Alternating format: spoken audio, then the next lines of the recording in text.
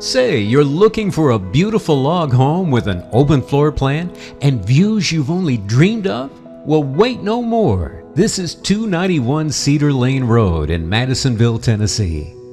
Offering a commanding view, this 3-bedroom, 2.5-bath chalet-style log home is perfectly situated on 12 private acres. Take in the view from the vantage point of your front porch. Step inside to an expansive great room, part of the open floor plan, which encompasses the large dining area, and the kitchen is of course fully equipped with a commercial-grade gas range, plenty of cabinetry, and a large pantry. The first of your bedrooms is on the main, taking in those gorgeous views. The bath offers dual vanities, an inviting jet tub, and a walk-in shower. Now step to the back for this very spacious second great room. The possibilities are endless. A game area, a gathering place, so much more.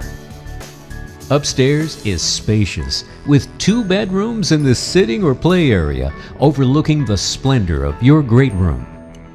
Out back is a separate giant garage with room for your toys, cars, and so much more, with an office space that you could turn into an apartment.